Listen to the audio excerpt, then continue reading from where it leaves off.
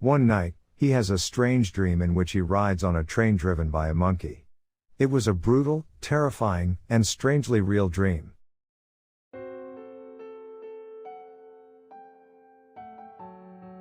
I was dreaming. For a long time, when I was dreaming, I was sometimes aware that I was dreaming right now. This time was no different. For some reason, I was alone in a dimly lit unmanned station.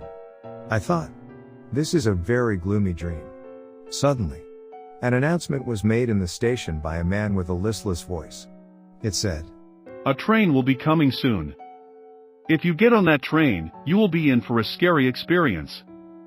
It made no sense. Soon a train came into the station. Rather than a train, it was more like the monkey train you see at amusement parks, with several pale men and women sitting in a row. I thought, it was a strange dream, but I wanted to see how much my dream could scare me. So I decided to take the train. I decided to take the train because I wanted to see how much fear I could put into myself by dreaming. And I figured that if I really couldn't stand the fear, I would just wake up. I was free to wake up only when I was aware that I was dreaming. I sat in the third seat from the back of the train. The air around me was raw and warm. I was sitting in the third seat from the back of the train. And the air was so warm and real that I wondered if I was really dreaming. The train began to move. And I was filled with anxiety and anticipation, wondering what was going to happen. As soon as the train left the platform, it entered a tunnel. The tunnel was suspiciously illuminated by a purple light.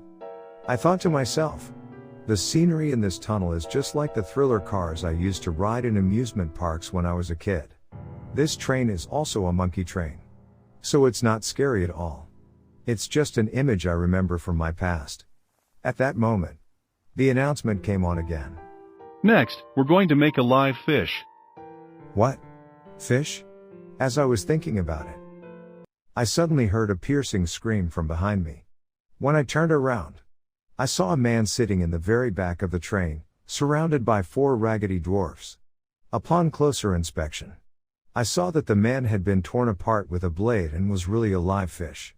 A strong odor filled the area, and the man continued to scream so loudly that it hurt my ears. One by one, the man's internal organs were removed from his body, leaving a bloody mess.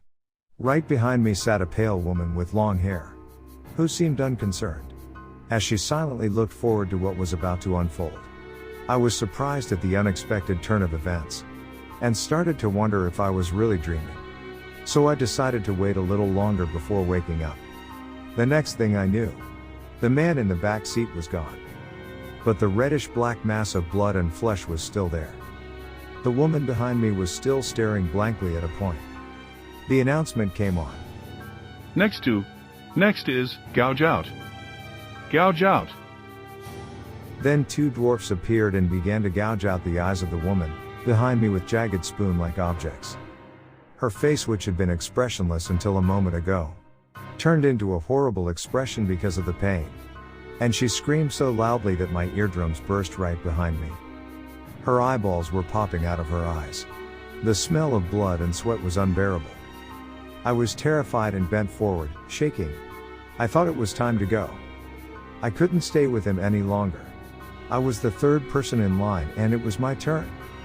I tried to wake up from my dream, but I wondered what kind of announcement would be made to me. So I decided to check it out and run away from the scene. The announcement came on. Next is, minced meat. Minced meat. It's the worst. I could easily imagine what would happen. So I focused my nerves and tried to wake up from the dream. Wake up, wake up, wake up, wake up. I usually succeed by reminding myself strongly like this. Suddenly I heard the sound of opportunity.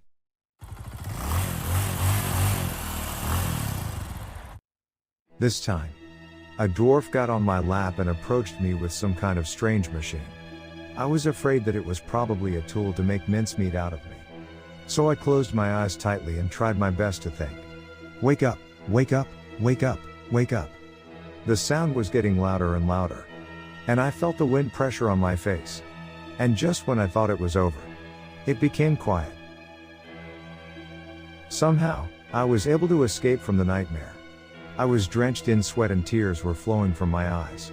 I went from my bed to the kitchen, drank a lot of water, and finally calmed down. It was terribly real.